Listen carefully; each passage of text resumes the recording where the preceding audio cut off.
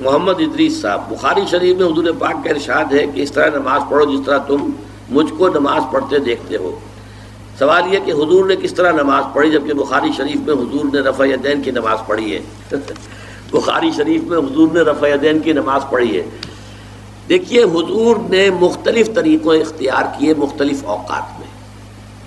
اب صحابہ کا طرز عمل یہ ہوتا تھا کہ مثلاً ایک روایت آتی ہے کہ ایک صحابی حضور سے ملنے آئے، کوئی بدوی تھے، دیہات کے آدمی تھے، انہوں نے حضور کو دیکھا کہ آپ کا گریبان کھلا ہوا تھا، آپ نے بٹن لگائے ہوئے نہیں تھے۔ پھر انہوں نے ساری عمر اپنے گریبان کے بٹن نہیں لگائے کہ میں نے محمد کو اس طرح دیکھا ہے صلی اللہ علیہ وسلم۔ اب یہ ان کا جذبہ ہے، ان کی نیکی ہے، اتباع کا جذبہ ہے۔ یا ایک سفر میں کسی کو دیکھا، کسی نے دیکھا کہ حضور ایک درخت کے نیچے سے ہو کر گزرے، اب وہ جب بھی جاتے تھے ادھر اس کے نیچے سے ہو کر گزرتے تھے، چاہے اس کی کوئی مقصد نہیں، لیکن یہ بھی ایک اتباع کا جذبہ ہے۔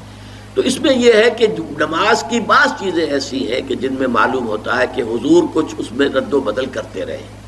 کبھی آپ نے ہاتھ بالکل کھلے چھوڑ کر بھی نماز پڑھی ہے، کبھی آپ نے ہاتھ نیچے باندھے ہیں، کبھی اوپر باندھے ہیں۔ اسی طریقے سے رفع یدین کبھی ایسا بھی ہوا ہے کہ آپ نے وہ کی ہے جیسے کہ اہل حدیث حضرات کرتے ہیں، اور جیسے کہ یہ شیعہ کرتے ہیں وہ اس سے بھی زیادہ کرتے ہیں رفع یدین۔ اہل حدیث سے آگے ہیں، وہ بہت آگے ہیں رفع یدین کے اندر۔ اور ایک رائے یہ ہے کہ حضور نے آخری زمانے میں آ کر سارے رفع یدین چھوڑ دیے تھے سوائے یہی جو تکبیر تحریمہ کے وقت ہے۔ اب یہ روایات، اب یہ بحث ہو جائے گی علمی، کس روایت کا کیا مقام ہے، کس کی کیا حیثیت ہے۔ بخاری شریف میں جو روایت ہے وہ یہی ہے رفع یدین کی، جو آپ صحیح کہہ رہے ہیں، لیکن یہ کہ بخاری شریف واحد کتاب تو نہیں ہے حدیث کی، مصنف عبد الرزاق ایک کتاب ہے، اور اسی طریقے سے اور اس میں یہ کہ امام مالک کے پیروکار، حالانکہ امام مالک مدینے کے دارالہجرہ کے امام ہیں، وہ رفع یدین نہیں کرتے، امام شافعی کے کرتے ہیں، امام مالک کے نہیں کرتے، امام ابو حنیفہ کے نہیں کرتے۔ تو ان چیزوں میں بہت زیادہ پریشان ہونے کی ضرورت نہیں ہے۔ اصل جو معجزہ ہے حضور کا اور اسلام کا وہ یہ ہے کہ 1400 برس گزر گئے لیکن نماز کے ضمن میں اتنا اختلاف نہیں ہے کہ تمام مسلمان باجماعت نماز نہ پڑھ سکیں۔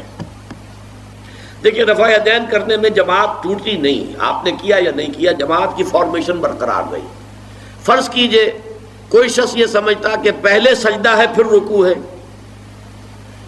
تو اب یہ دو آدمی ساتھ نماز نہیں پڑھ سکتے، جن میں سے ایک کے نزدیک پہلے رکوع ہے پھر سجدہ ہے، دوسرا یہ سمجھتا ہے کہ نہیں پہلے سجدہ ہے پھر رکوع ہے، نہیں ہو سکتی، ان کی جماعت اب جمع نہیں ہو سکتی۔ یا کسی کا یہ خیال ہو کہ جیسے ہر رکعت میں رکوع ہے کہ سجدہ بھی ایک ہے، وہ ایک سجدہ کر کے کھڑا ہو جائے۔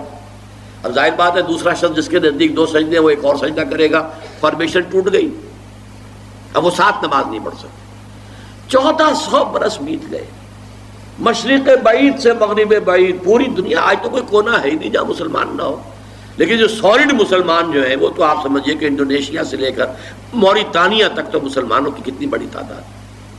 لیکن کہیں ایسا نہیں ہے کہ آپ کی فارمیشن ٹوٹتی ہو، کوئی ایسا مسلک نہیں ہے جس میں یہ خیال ہو کہ مغرب کی رکعتیں بھی 2 ہیں جیسے فجر کی ہے، نہیں، وہی 3 رکعتیں ہیں۔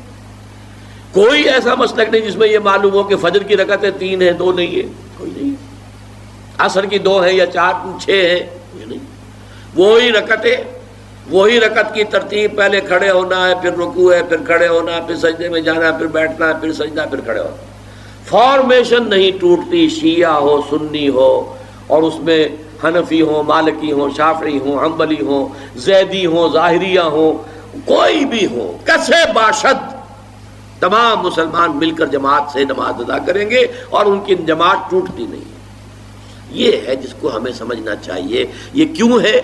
صلو کما رأیتمونی اصلی، کہ حضور کی کو جس طرح دیکھا صحابہ نے نماز پڑھتے ہوئے ویسے نماز پڑھ رہے ہیں، صحابہ نے ویسے نماز پڑھی، پھر آپ کے بعد تابعین نے اسی طریقے سے نماز پڑھی، پھر اس کے بعد تبع تابعین نے پڑھی، نسل بعد نسل منتقل ہو رہا ہے۔ باقی تھوڑا تھوڑا اختلاف اگر ہے تو اس کے لیے زیادہ پریشان نہیں ہونا چاہیے۔